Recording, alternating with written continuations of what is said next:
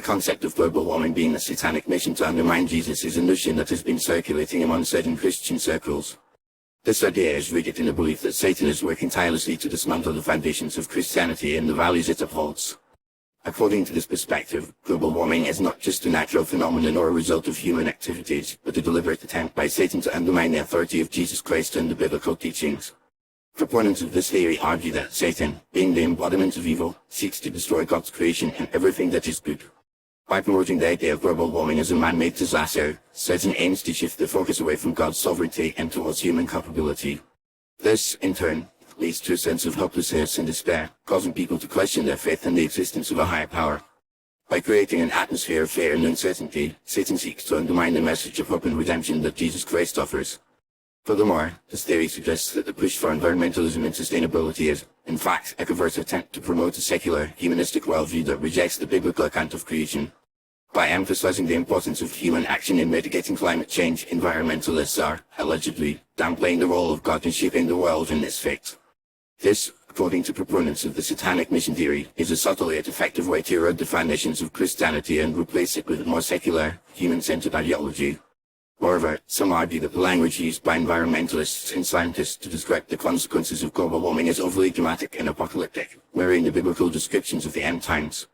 This, they claim, is a deliberate attempt to create a sense of panic and urgency which can be leveraged to promote a secular agenda that is antithetical to Christian values. By exaggerating the threat posed by global warming, Satan, through his minions, seeks to create a false narrative that undermines the biblical account of the end times and the role of Jesus Christ as the Savior of humanity.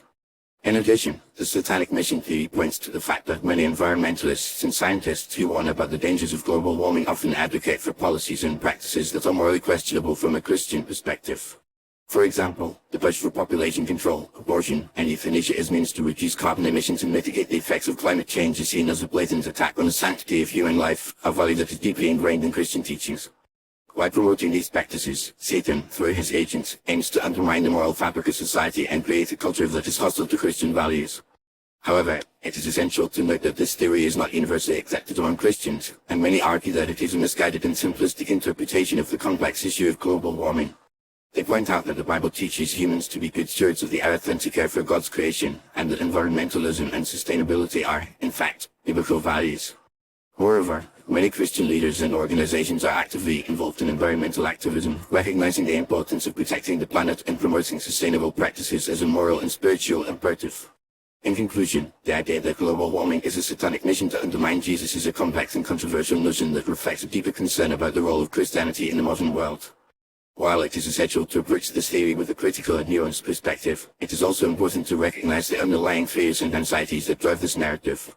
As the debate about global warming continues to unfold, it is crucial to engage in respectful and informed dialogue, acknowledging the diversity of perspectives and the complexity of the issues at hand. Ultimately, a more thoughtful and compassionate approach to environmentalism and sustainability, one that takes into account the moral and spiritual dimensions of the issue, is essential for creating a more just and equitable world for all.